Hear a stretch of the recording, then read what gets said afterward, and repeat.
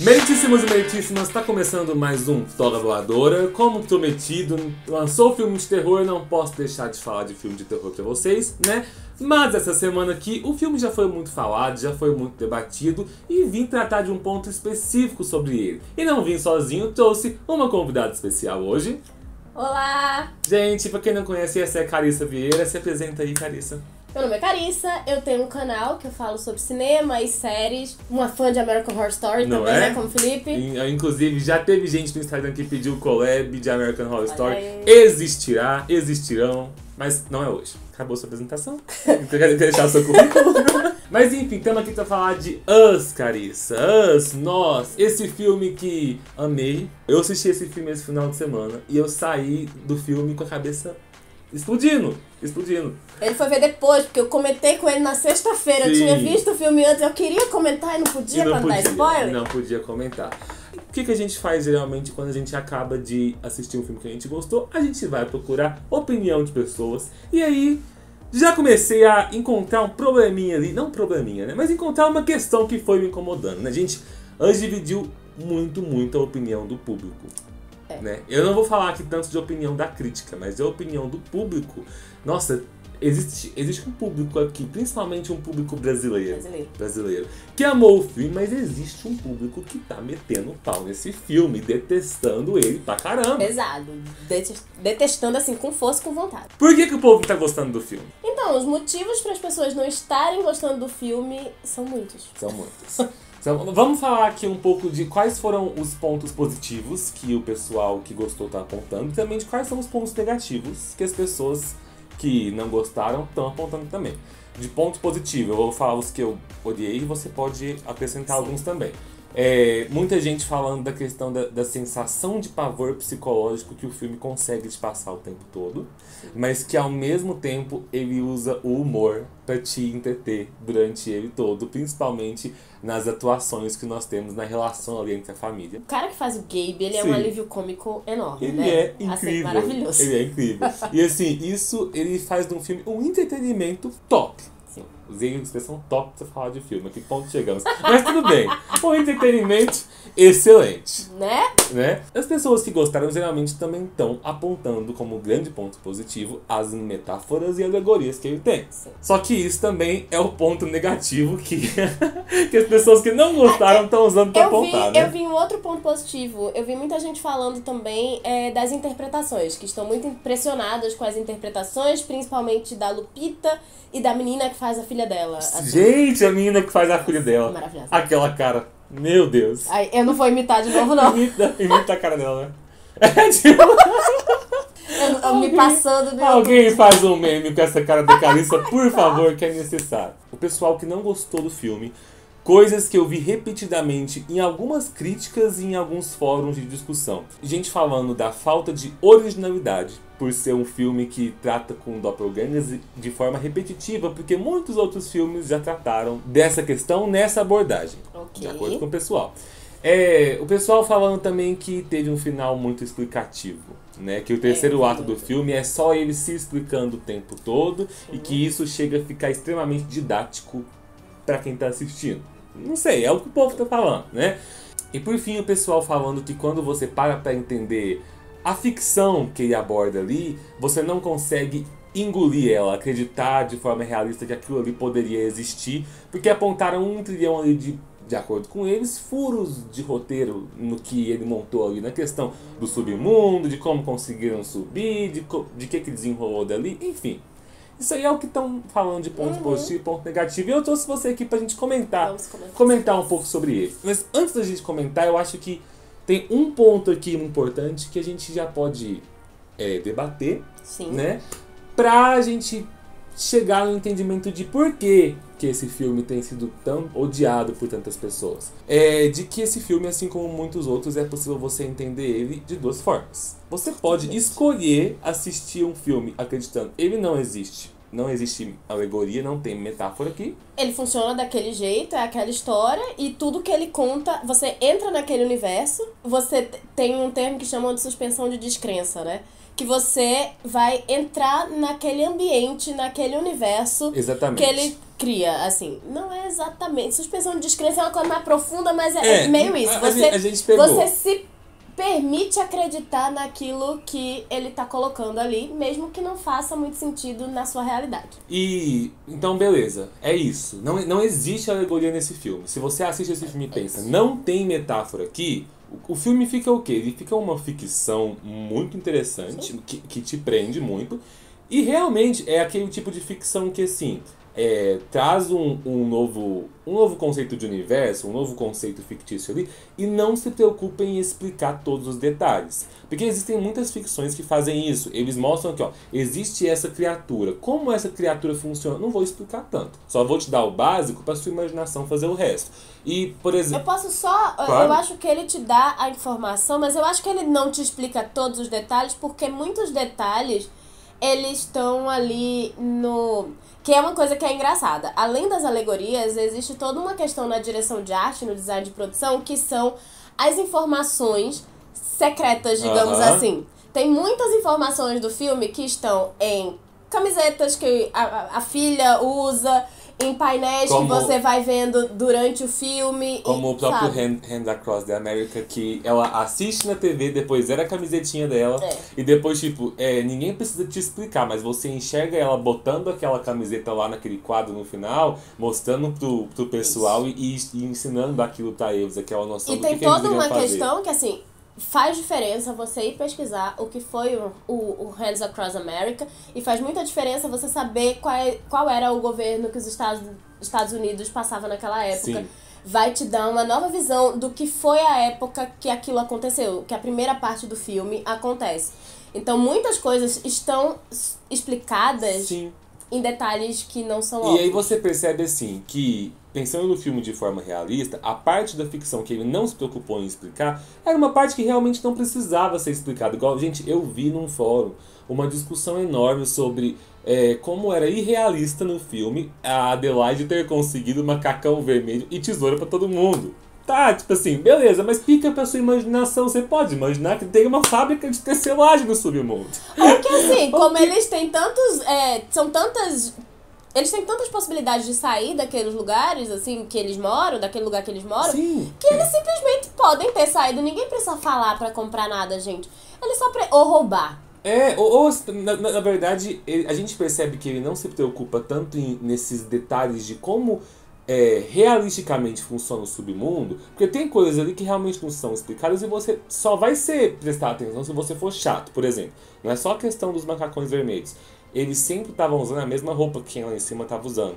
Ou seja, quer dizer que eles tinham sempre uma cópia de quem... Mas, gente, isso aí... vamos convencer. Pra mim é uma metáfora visual, não, sabe? Isso aí é coisa de quem, tipo assim, gosta de assistir o filme do Batman e pergunta, mas como é que o Batman voa desse jeito?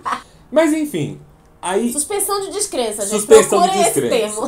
Só que aí, pra pessoa que se prende muito, o que falta ela buscar ali um pouquinho? Falta ela buscar a segunda visão desse filme. A visão alegórica, né? Que já começa muito bem quando você olha pro título do filme, né? Us, que é uma sigla US, que na verdade é United States. É um filme sobre os Estados Unidos. Se você já assistiu um dos 50 mil vídeos explicando esse vídeo aqui no YouTube, muita gente já falou isso pra você. Mas é aí que você acha o filme incrível. Quando você entende toda a alegoria. E aí porque você ficou perguntando lá na hora de pensar no filme de forma realista. Gente, tá, mas o que exatamente são esses clones, né? E aí você vê, na alegoria dos Estados Unidos... Esses clones, eles podem ter várias interpretações, mas em toda interpretação, eles são uma população marginalizada ali nos Estados Unidos. Eu acho que a população que mais se encaixa na gente colocar ali para reconhecer a alegoria seriam os imigrantes, né, nos Estados Unidos. E você enxerga isso com várias dicas, como, por exemplo, eles indo pro México no final. No final, a gente vive uma época onde o Trump quer construir um muro, desde que ele foi eleito. O muro, que quando a última cena você olha para aquele Hands Across America e parece o quê? Parece um muro, né? E é muito forte também você pensar nessa alegoria quando você lembra de pontos específicos do filme, né? Eles perguntando quem são vocês. We are Americans, We are nós somos americanos. Nós somos americanos. E quando você reassiste aquela cena da cópia da Adelaide, né? A Red, que na verdade, mas tudo bem.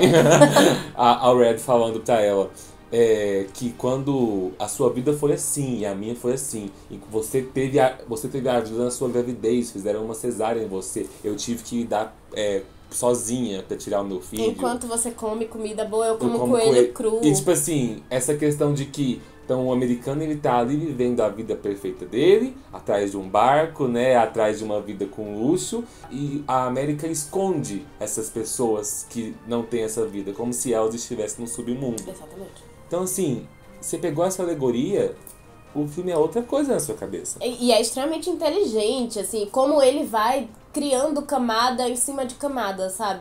E quanto mais você pensa sobre o filme e pensa nas alegorias do filme, mais incrível ele vai se tornando, porque tem muita coisa pra se analisar. E aí quando você vê isso, você percebe que metalinguagem em filme, você não pode mesmo querer ficar vendo de forma racional. Porque, por exemplo, o macacão vermelho e a tesoura. Eles estão ali por questão de metalinguagem. Total. Eles estão ali pela representação da cor vermelha, pela dualidade da tesoura. A tesoura é um filme sobre duplo, então tudo nesse filme tem um significado a mais. Desde a tesoura, desde inclusive o Jeremias 11:11, que tem uma explicação muito grande, muito boa sobre esse Jeremias 11:11 num vídeo lá no canal da Carissa, que você pode clicar aqui, que eu sempre esqueço qual lado da tela fica.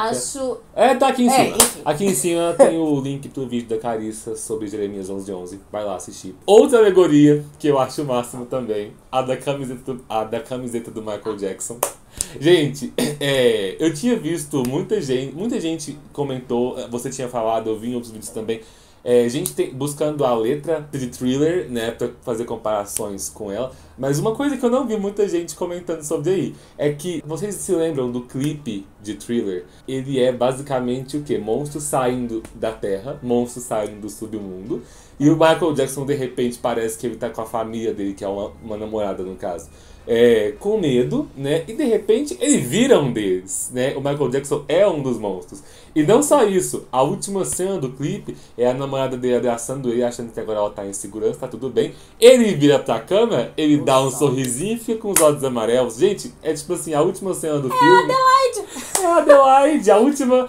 Se você olhar pra camiseta da Adelaide no começo do filme e lembrar do clipe do Michael Jackson... Você sabe tudo o que acontece. Tá vendo? Você toma spoiler. Então, gente, eu achei isso muito genial. Mas é isso, tem muitas mensagens em todos os lugares, né? É incrível, assim. Tem muita gente que questiona, às vezes, que um filme recheado de alegorias, ele não é efetivo quando a pessoa não consegue entender. Por exemplo, se a pessoa nunca tiver visto o clipe do Michael Jackson, se a pessoa nunca tiver tido a oportunidade ou vontade de estudar um pouquinho sobre a história norte-americana, né? Se a pessoa não tiver a base para entender as referências que o filme usa, né?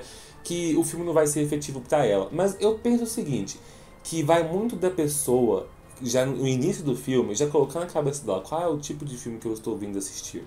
O filme no início, 90% dos filmes, ele já mostra pra você se ele é um filme que é pra você encarar como uma ficção realista ali, ou se é um filme que vai tratar sobre metalinguagem. E convenhamos, Carissa, um filme que nos 5 primeiros minutos te bota olhando ali parado pra um monte de grade cheia de coelho.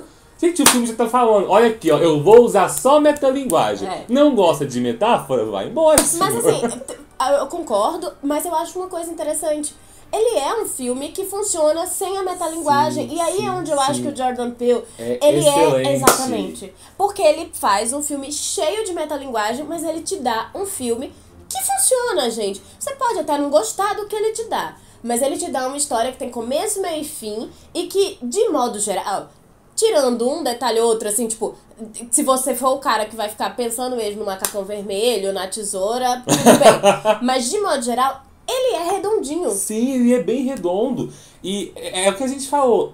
A partir do momento que dá pra você analisar o filme desse ponto de vista mais realista ou do ponto de vista da metalinguagem, você percebe que se você não entender nenhuma das metalinguagens do filme, você ainda tem um filme com uma história muito boa que te prende com um entretenimento fantástico. Então, assim... E que vai te deixar assim... Ele não vai ter jump scare, mas vai te deixar assim... Meu Deus, é agora, Até é agora, porque é agora. a gente sabe que não precisa de jump scare pra fazer filme de terror, né? Na verdade, jump scare às vezes atrapalha.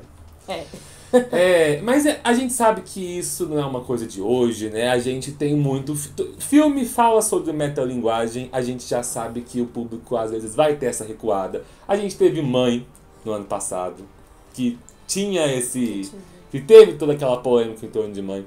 Animais Noturnos, Muita gente que é um filme também. que é inteiramente sobre metalinguagem. Há um tempo atrás teve A Bruxa, que muita gente detestou. Quer dizer, crítica amou, o público odiou, né? Pegando um pouco de Mãe, principalmente de A Bruxa, você vê que quando o horror e o terror no cinema vem apostar na metalinguagem, quase sempre o público dá espaço pra trás. Porque o público parece que a grande parte que quer ir pro cinema é pra levar o famoso jumpscare mesmo. Eu acho, deve ser alguma coisa catártica. Deve ser uma coisa catártica, né? Inclusive, gente aqui do canal, muita gente ama Desventuras em Série, e às vezes a gente já teve comentários aqui no canal. Gente, por que tem tanta gente que não gosta de Desventuras em Série assim?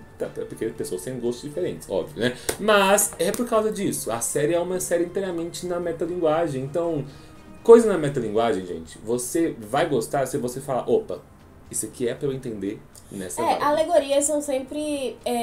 elas são interessantes, mas não necessariamente atingem a maioria das pessoas, Sim, sabe? sim. Então, é sempre complicado. E, por fim, tem uma última questão pra gente ir fechando aqui, que atrapalha um pouco também, que o pessoal devia largar a mão disso, né?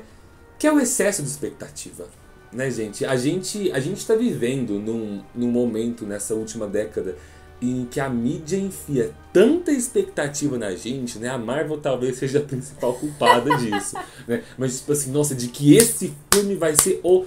E a gente esqueceu, acho que a gente se esqueceu de como é de vez em quando gostar de ir pro cinema e ver um filme que é bom. E, tipo assim, quando eu digo bom, não é o melhor filme da sua vida. É um filme bom. Sabe? E tipo assim, a pessoa amou Corra, nossa, o diretor é foda, então tipo assim, o segundo filme dele agora tem que ser o... Eu acho que um dos grandes problemas da expectativa com Jordan Peele é que as pessoas viram Corra e queriam que o Nós fosse um filme parecido com Corra, que tratasse de temas semelhantes. E ele foi pra um outro caminho, inclusive mais arriscado ainda do que com Corra, né? De certa forma, ele adotou caminhos semelhantes, porque você pode ver que ele buscou fazer um terror usando uma coisa científica absurda. Ele faz cinema de autor. Não é? Lá a coisa científica no primeiro é a troca do cérebro. Tem gente que acha que ele vai fazer uma trilogia. Eu não sei, eu espero que ele não faça. Também se ele fizer e for bem feito, beleza. Não é a cara dele, mas o mercado é bem convincente pra isso, né? O mercado é bem... Só que assim, eu acho que ele vai estar forçando um pouquinho a fazer uma trilogia, mas depois do Shyamalan, né? Tem gente comparando. Eu espero que não, mas... Eu espero que não. Enfim, gente, o que a gente quis dizer com esse vídeo depois de falar tanto é que todo mundo tem que gostar de nós? Não, gente. Ninguém tem que gostar de nada, Ninguém gente. tem que gostar de nada, gente. A questão é só que se você gosta ou se você não gosta do filme, é legal a gente criticar positivamente ou negativamente o filme por motivos embasados, né? A gente também não vai, por exemplo, aqui, amamos o filme. Mas eu não vou sair falando que eu amei o filme porque eu achei um roteiro extremamente original e um plot twist inacreditável. Porque não é, em questão do roteiro, com exceção da parte das alegorias, é um roteiro, de certa forma, um tanto previsível. Talvez não o plot twist lá do finalzinho. Mas o que vai acontecendo... Até porque, assim, é uma história sobre doppelgangers, é uma história sobre duplos, e existe toda uma filosofia desse tipo de ser. Então, assim, ele acaba não tendo muito pra onde correr. Então, tipo assim, não dá pra... muitos filmes já falaram sobre doppelgangers. Gente, muitos filmes já falaram sobre tudo. Mas, então, assim, da mesma forma que a gente não vai usar coisas absurdas pra defender os pontos positivos do filme, também não vamos usar coisas absurdas pra falar dos pontos negativos, né, gente? Então, assim, colega, você pode não gostar do filme, mas esquece a tesoura, esquece o macacão vermelho.